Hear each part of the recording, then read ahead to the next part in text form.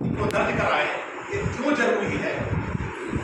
शायद तसर ने इस बात पर भी रोशनी डाली है। मैं भी थोड़ा से बात इसको आगे बढ़ाते हुए आप लोगों के सामने कुछ बात को रखता हूँ कि अभी जब से जन स्वराज हरकत में आई, लोगों के बीच चर्चा का जब विषय बना है, तो एक ऐसी शक्ति जो हर समय देश के अंदर में एक बदगुमानी भ्रम फैलाने का जो है काम करता है, वो अपना बदगुमानी और भ्रम फैलाने का काम शुरू कर दिया। मुसलमानों के बीच में ये फैलाया जा रहा है कि ये बीजेपी की ड्यूटी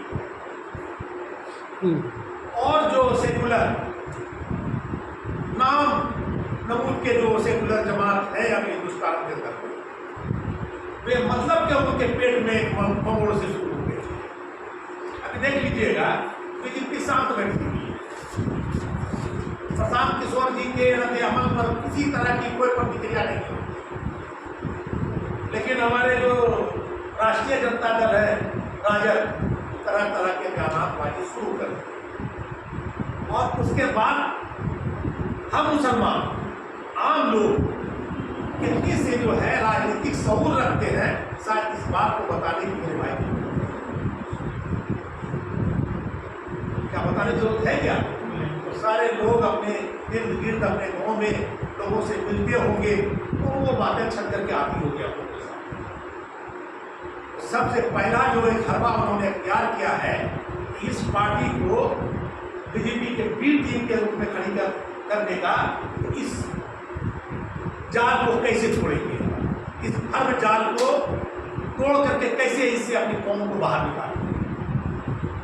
ये आज का शुरुआत नहीं है, ये आपको मालूम होगा कि जब देश आजाद हुआ तो एक मुश्त पूरी कौम, पूरे हिंदुस्तान की कौम आपके कांग्रेस के साथ, लेकिन देश में वक्त बावक्त ऐसे हालात पैदा होते रहे कि मुसलमानों को लगा कि जिस हाथ पर हम लोगों को भरोसा है कि ये हमारी सुरक्षा करेगा, हम इस हाथ के पे जो है महफूज रहेंगे, अब इस हाथ में ताकत नहीं कि हमारी सुरक्षा कर सके, और वहां से मुसलमान उससे निकलने लगे। और उनके बाद बहुत सारी ऐसी पार्टियां जैसे सेकुलर के नाम पर आगे बढ़ती गई और लोग उसमें जुड़ते चले गए, मुसलमान जुड़ते चले गए। 1989 का दंगा भागलपुर, जो एक भीषण दंगा, जहां से मोटा मोटी कांग्रेस जो का पूरी तरह से पतन हो गया। उससे पहले ही उनकी जो है पतन की कहानी शुरू हो चुकी थी, लेकिन 1989 का दंगा उसको पूरी तरह से जमींदोज कर। उनके बाद जो है उसी माहौल में पीपी सिंह आए। वो ये कहने के लिए आए कि मैं जो है सेकुलर का नंबरदार हूँ। लोगों को यकीन हुआ, जनता दल बना, जनता दल को टूटा तो राष्ट्रीय जनता दल बना, और मुसलमान कितनी तादाद में उसके साथ है, इसकी भी वजाहत करने की जरूरत नहीं।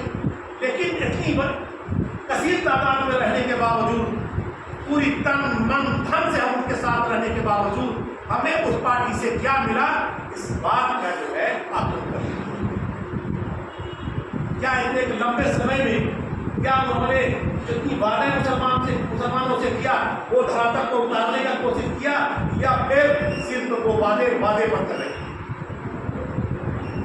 मसाला जितने लोग हैं वो जी शऊर लोग हैं, राजनीतिक ज्ञान रखते हैं, सूझबूझ रखते हैं, इसको ज्यादा खोल कर देते हैं। चूंकि हमारे जो है पार्टी के जो मुखिया हैं उन्होंने फालतू बात ज्यादा नहीं करना, इसलिए हम उनकी बात को खुल करके, हाँ, लेकिन उस बातों को संक्षेप में और इशारे में जब तक नहीं बताएंगे अपनी कौम को, तो फिर वो जिससे कैसे लेगा कि हमें कहाँ जाना अभी किस माहौल में। तो मेरे भाई, अभी देश, राज्य ही नहीं, देश बदलाव की दिशा की तरफ बढ़ा। अभी आपने 2024 का जो है लोकसभा चुनाव देखा, जो है 400 पार का नारा दिया था वो 200 पार के अंदर रह गए, और यही भ्रम जाल फैला करके फिर से जो है सत्ता में आ गए सत्ता में। लेकिन अभी 2 बैसाखी के साथ तो फुल मेजॉरिटी थी उनकी इससे पहले, वो अभी नहीं है। अभी जो वक्फ बोर्ड का एक नया कानून आया है, अगर ये 2 बैसाखी नहीं होता तो ये लागू हो गया रहता। ये सारी चीजों को मेरे भाई समझने की जरूरत है कि किस तरह कि देश की राजनीतिक करवट ले रही है और वो कौन सी सोच को लेकर के आगे बढ़ रही है। वक्त पड़ेगा अगर इसकी ताकत फुल मेजॉरिटी की रहेगी तो ये कहने में उसे देर नहीं लगेगा कि मुसलमान इस देश का नागरिक नहीं है ही नहीं है। देश का जो कहा जाता है कि उसके जो एजेंडा में है स्वयं दर्जा का जो है नागरिक घोषित कर देना, वो करने से पीछे नहीं आए, ये बता देते हैं। और उसके लिए भी हमें तैयार रहना। मुसलमानों का जो वक्फ बोर्ड की प्रॉपर्टी है, उसी तरह उनकी भी चैरिटी क्या है, उनके भी और सब है, उनमें गैर मने की जो है मजहब के लोगों को शामिल नहीं करेंगे, लेकिन मुसलमान के जो है मामलात में गैरों को शामिल करने के लिए हाथ। तो मेरे भाई अब समझ बूझ की जरूरत है। अब ये जन स्वराज को जन जन तक ले जाने के लिए महात्मा गांधी ने एक बात कहा था, जो देश की आज़ादी की लड़ाई चल रही थी, तो इसी तरह से बंद कमरे में जो है आपके नेहरू जी थे, जिन्ना जी थे और सब जो लोग थे बैठक क्या करते थे। जब महात्मा गांधी आए इस इनके बीच में, तब उन्होंने कहा कि ये चंद लोग बैठ करके ये डिसीजन ले कि हमें देश को आज़ादी चाहिए, तो ये कभी नहीं होगा। उस समय जो है तकरीबन 44 या 45 करोड़ की आबादी थी।